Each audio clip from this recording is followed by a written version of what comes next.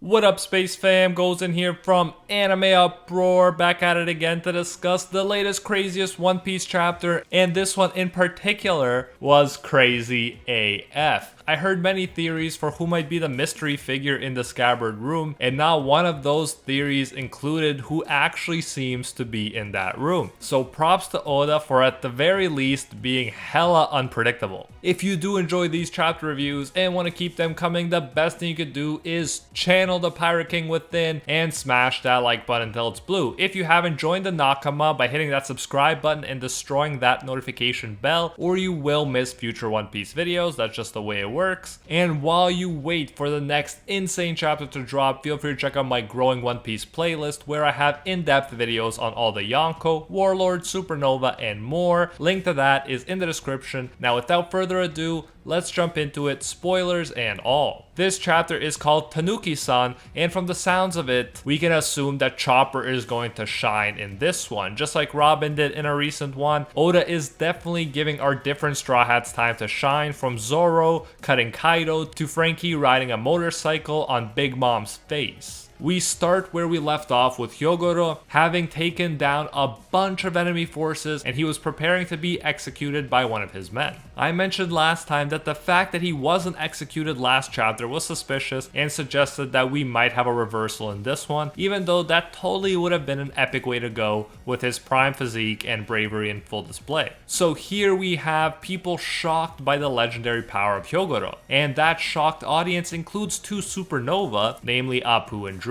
His man is still hesitating to kill Hyogoro, crying manly tears over the thought of having to end the life of his boss. When you see this kind of display from your men, that's when you know you're a great person and leader. For instance, I doubt you'd see Queen's guys crying over Queen if he was in this position. Things don't look good all around for the Yakuza forces, but one thing is clear: they love their leaders, who in turn care deeply for them and are willing to die so that they don't accidentally hurt them. In direct contrast to this is Queen. This dude's methods are so clearly going to backfire on him. While his men ask their boss why he's not saving them from the illness, Queen has no sympathy. In fact, he insults them, telling them to shut up and calling them wimps who should know their place. These guys are less than pawns to him and only serve as vehicles to help spread his magnum opus, aka his greatest creation, the Ice Demon illness. According to Queen, the illness was created specifically for them. That's how cold-hearted this dude is. While the Yakuza were coming together, the Beast Pirates are falling apart under Queen, and they're at each other's throats. Queen is blaming them for losing the Smile Fruit gamble and becoming pleasures, and insults the waiters by saying there aren't any more smiles coming, so they've lost their chance to gain abilities. Pretty much they'll be waiters forever. The only way these losers, as he calls them, can be useful to the Beast Pirates is by becoming ice demons and spreading the illness to the enemy forces. He comes out and says they're meant to die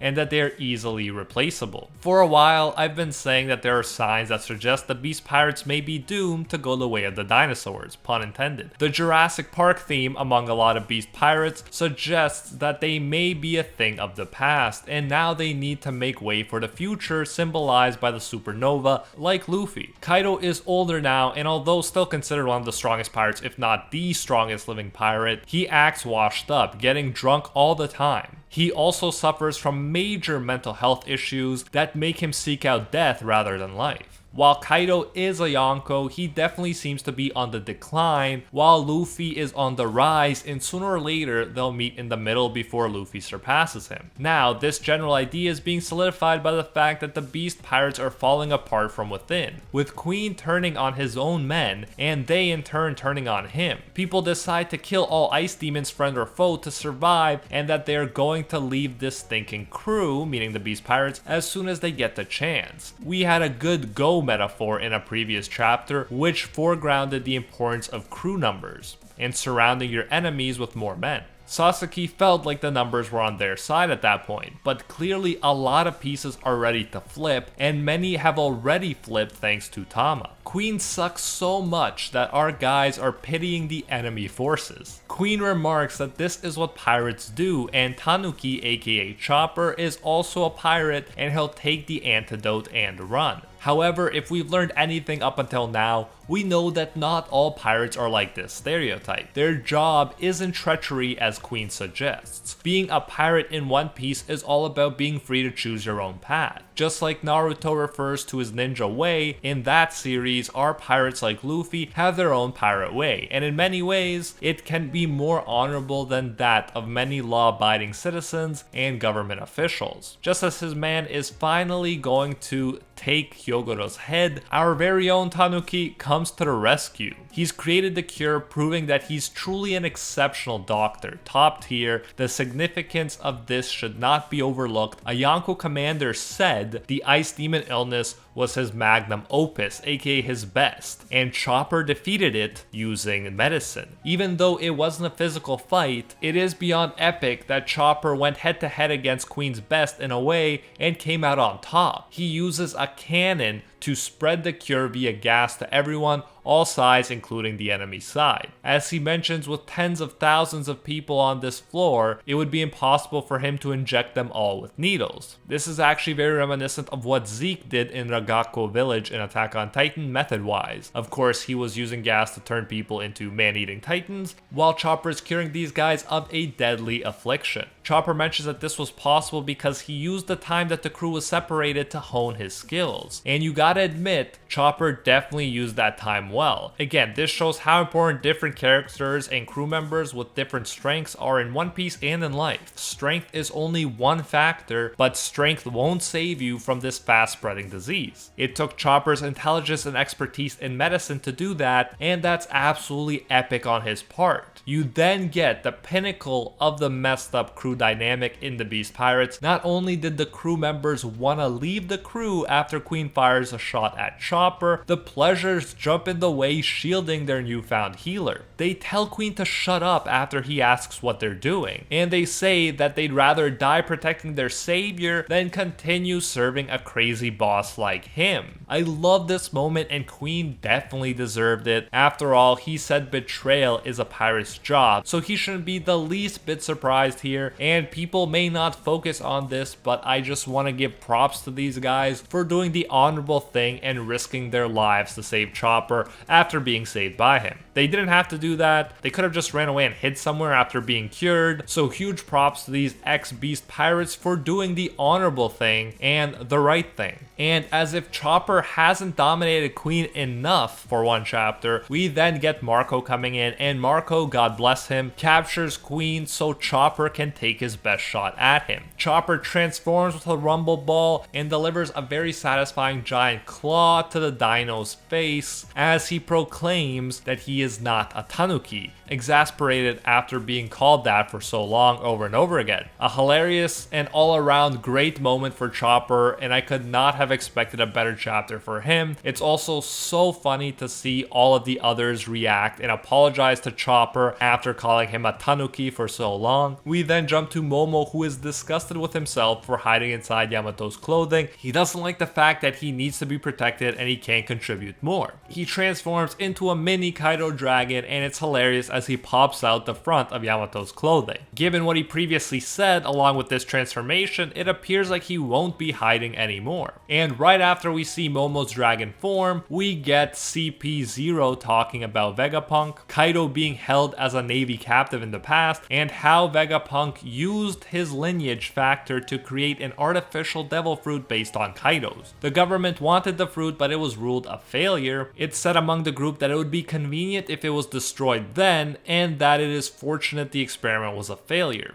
Clearly, Momo ate this so-called failure of a devil fruit, so we'll see what happens. We'll have to wait and see how much of a failure the fruit actually turns out to be, and how OP Momo might get with it. I'm definitely hopeful and look forward to seeing how he makes use of it in this arc, the possibility of him gaining more and more control over it, maybe being able to enter a hybrid form, and maybe being able to lift things like Kaido did with Onigashima, the possibility possibilities are very exciting. We then jump to the Scabbards, and this already great chapter is going to finish off on a very strong and shocking note. Their wounds have been treated, and Kawamatsu says he remembers catching a glimpse of a familiar face, but it had to be a dream. There's just no way it was real. And just as Kinemon says they gotta go back to the fighting, who else appears at the door but Odin himself? He says he was hoping their paths would cross again and that they've all aged quite a bit. They're all shocked, and Kinemon actually says Odin-sama with an exclamation mark, which is, I think, significant because it suggests to me that Kinemon believes it is truly him, at least for now. And what an insane turn this was. Like I said in the beginning, I heard nobody guess that it would be Odin who would be there with the Scabbards. This is not just crazy, it's practically unbelievable, and it was the first time my brother Animac ran up to my room and asked me to read the leaks before the translations were out so he could see my reaction to Odin showing up in the end. It is truly one of the most shocking appearances ever, and props to Oda for being so unpredictable. But what does this mean?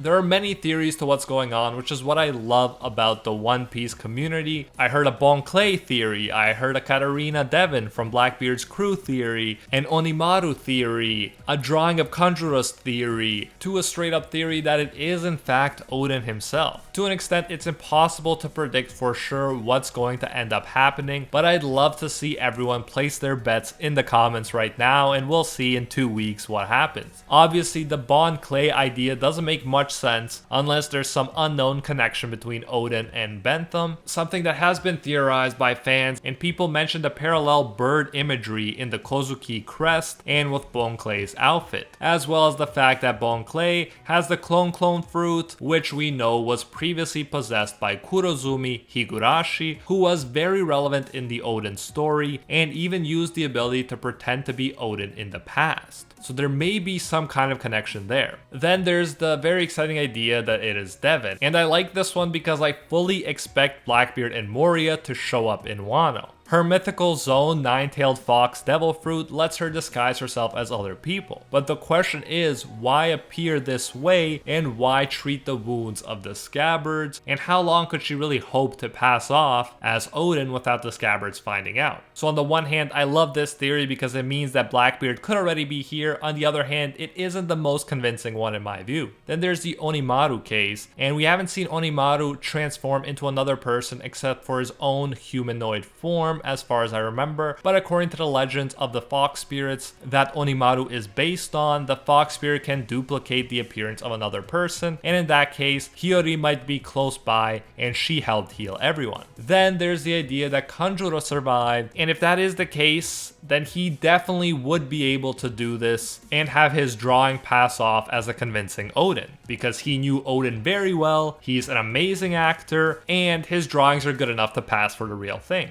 But perhaps the most likely answer is that the man with the time-traveling wife actually came to the future, and perhaps Toki is nearby and she helped heal the others. Both Toki and Hiyori have those little strands of hair in front of their face that the silhouette we saw among the Scabbards also had. If this were the case, if it was Odin and Toki, would that cheapen Odin's death? Perhaps, but we need to find out more before we can judge. Although Toki said that humans can travel back in time only forward, we also didn't know traveling forward was possible for the longest time either. And with the constant talk of awakened devil fruits, what would an awakened time fruit look like? Or could there be another way to travel back in time? An interesting idea to me as a time travel fan would be if earlier on Odin traveled with Toki to the future and they participated in this battle. That's why even those who traveled 20 years in the future might have also noticeably aged in his eyes, as he mentioned. Then somehow they returned to the past and what we know happened did happen. And Odin died smiling in the end, knowing that the chain of events that would follow would lead to Wano's freedom. The 20 years prophecy would be obvious from this perspective. That way there would still be a death and it wouldn't be cheapened. Everything would be baked in. Then again, perhaps Odin survived the boiling and he's here for good to rule over Wano again. But again, that would kind of cheapen the death and very much interfere with Momo's growing up into the Shogun role narrative that's been taking place. And another out there possibility is that another fruit or another phenomenon in this world that we didn't know about made this encounter possible. We'll have to wait and see, but I do love to speculate and I love to read all of your theories as we wait to find out which, if any of the theories, prove to be correct. But that is it for this truly epic and shocking chapter. There will be a break next week, and Oda, as usual, has given us more questions than answers to wonder about as we wait. I must say, I am a huge fan of time travel stuff, so I am excited to see if the time travel stuff goes deeper and gets more complicated moving forward. But anyways, if you do enjoy these chapter reviews and want to keep them coming, the best thing you could do is channel the Pirate King within and smash that like button until it's blue. If you haven't, join the Nakama by hitting that subscribe button and destroy that notification bell, or you will miss future One Piece videos. That's just the way it works. And while you wait for the next insane chapter to drop, feel free to check out my growing One Piece playlist where I have in-depth videos on all the Yonko, Warlords, Supernova, and much more. Link to that is in the description. And until next time, see ya, Space Cowboys!